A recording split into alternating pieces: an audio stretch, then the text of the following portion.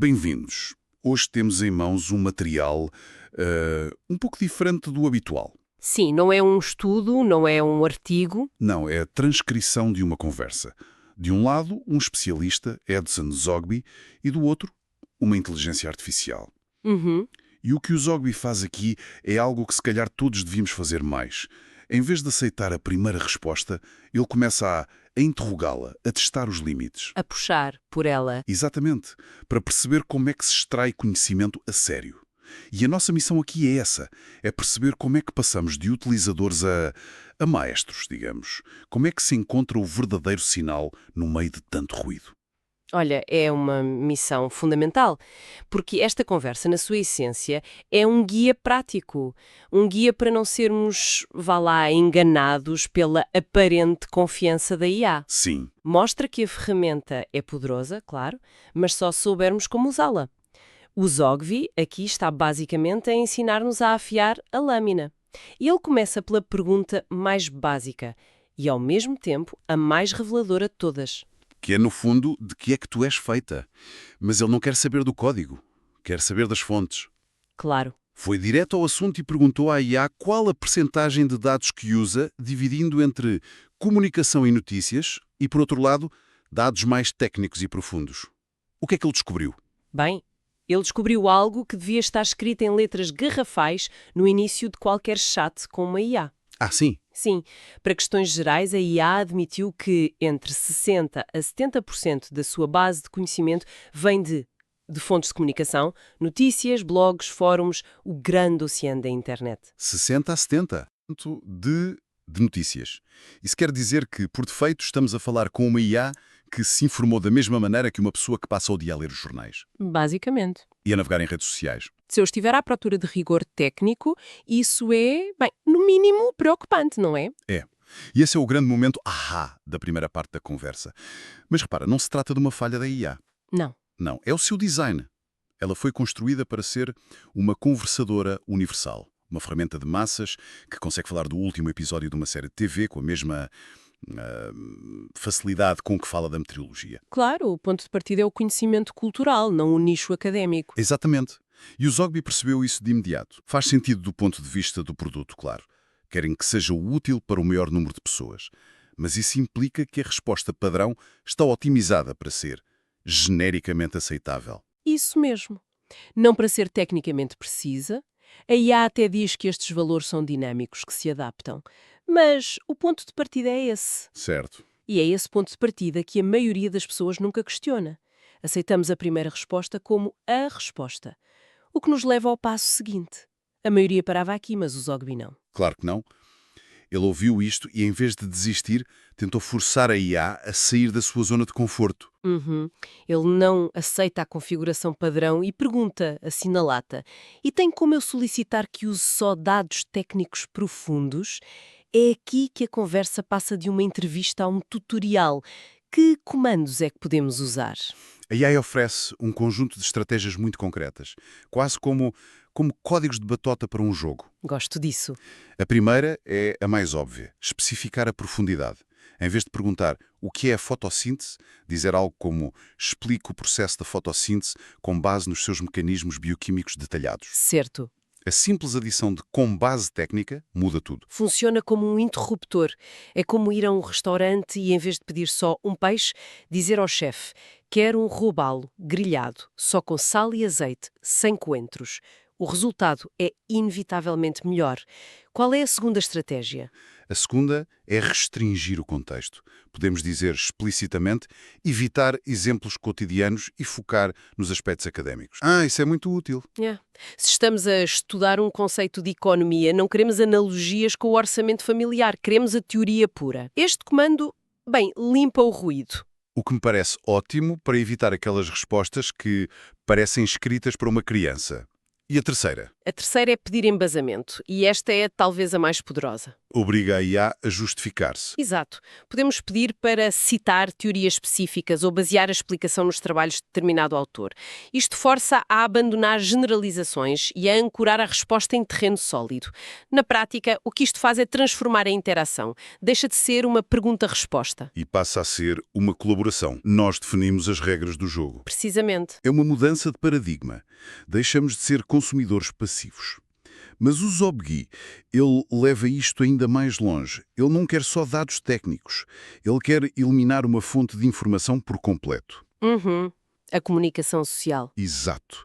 Ele pergunta se pode instruir a IA a não usar nenhum meios de comunicação usando apenas livros. O objetivo dele é fugir do que ele chama de informações duvidosas. Isso é sequer possível. É, mas com asteriscos muito, muito importantes. A IA diz que sim, que pode simular uma resposta baseada em livros. Simular A palavra-chave. é a palavra-chave. Ela não está a ir a uma biblioteca digital em tempo real. O que faz é filtrar o conhecimento que já tem do seu treino e apresentar apenas o que tem o estilo, a estrutura e a profundidade de artigos académicos e manuais. É um filtro de estilo, então. De estilo e de conteúdo, sim, mas não um acesso a uma nova fonte. E qual é o outro asterisco? Lembro-me de um pormenor na transcrição que me deixou de queixo caído. A limitação temporal. Essa é a faca de dois gumes. A IA menciona de forma muito clara que a vasta maioria do seu conhecimento está limitada ao que foi publicado até 2021. 2021. Essa data de corte é brutal. Quer dizer que, para qualquer coisa que tenha acontecido nos últimos anos, avanço em medicina, conflitos, outras tecnologias, a IA está a operar com informação desatualizada. Isso muda tudo.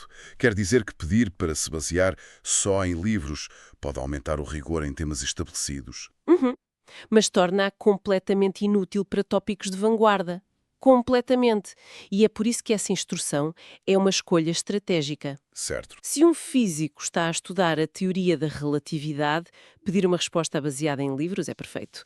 Mas se um economista estiver a analisar tendências de mercado pós-pandemia, essa mesma instrução torna a resposta irrelevante. Ela funciona como um historiador superculto, não como um jornalista na linha da frente. Exatamente essa a analogia. Não saber esta limitação é o caminho mais rápido para se obter informação precisa, mas obsoleta. Ok. O Zogby fica satisfeito com esta capacidade de filtrar. Já percebeu que pode exigir um nível de profundidade académica. Mas ele não para. A pergunta seguinte dele mostra uma sofisticação que me parece ser o verdadeiro objetivo disto tudo. Sim, ele quer saber se a IA consegue ser equilibrada. Ele pergunta, e estou a citar o cenário dele, mesmo que a maioria da informação técnica aponte numa direção, a IA consegue salientar um contraponto minoritário. Basicamente, se consegue escapar à tirania do consenso. Exato. E esta é para mim a parte mais fascinante da conversa, porque a resposta afirmativa da IA revela um processo interno de rigor intelectual que podemos usar. Como assim? Ela explica o seu método em 3 passos. Primeiro, identifica e apresenta a visão dominante, a posição que tem mais evidências, e deixa claro que é a perspectiva maioritária. Ok, o esperado. Depois, o segundo passo. A IA diz que procura ativamente por contrapontos válidos.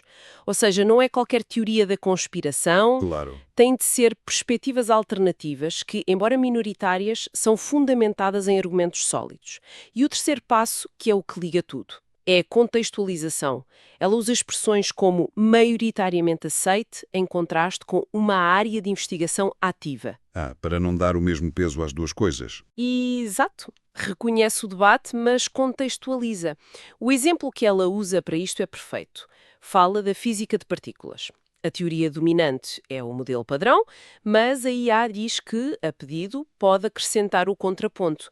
Algo como: no entanto, alguns físicos investigam modelos alternativos como a supersimetria, para explicar fenómenos que o modelo padrão não consegue.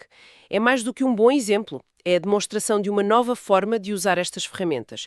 Mostra que podemos usar a IA para mapear um campo de conhecimento inteiro, incluindo as fronteiras e as controvérsias. Em vez de uma pergunta simples, fazemos uma pergunta mais poderosa. Quais são as principais críticas ao modelo padrão e que alternativas credíveis estão a ser exploradas. A pergunta em si já pressupõe um debate. Estamos a pedir um mapa do território, não só a localização de uma cidade. É uma forma de usar a tecnologia para arrebentar com as nossas bolhas informativas.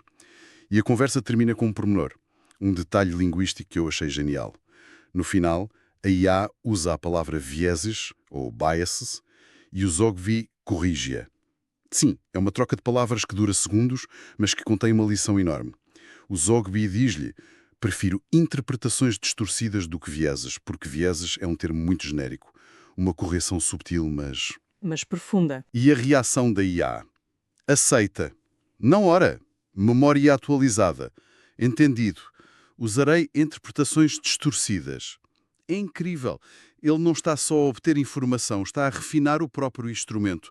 Por que é que isto é tão importante?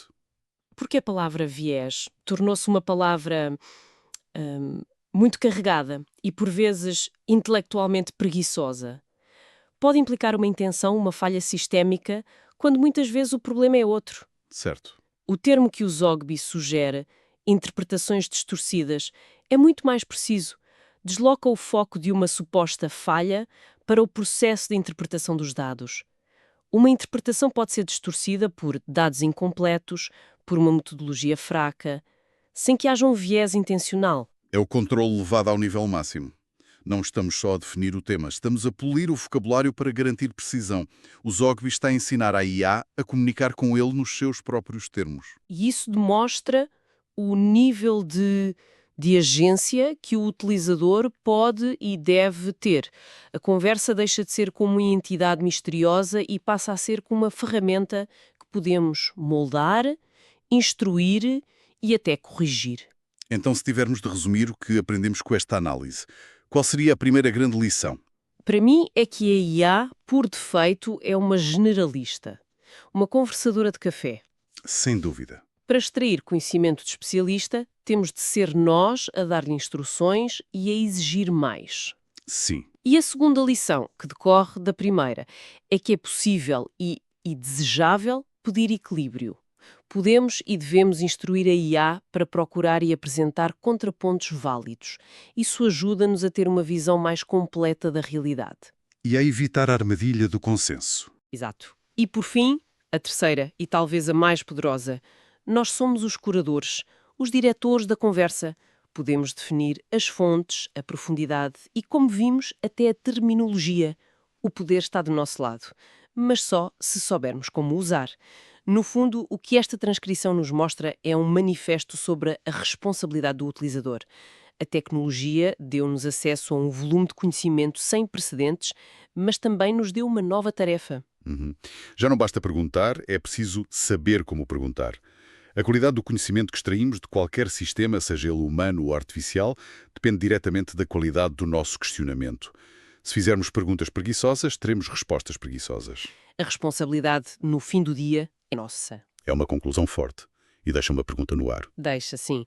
Esta conversa ensina-nos a exigir um enorme rigor de uma máquina. Mas será que aplicamos este mesmo rigor a nós próprios?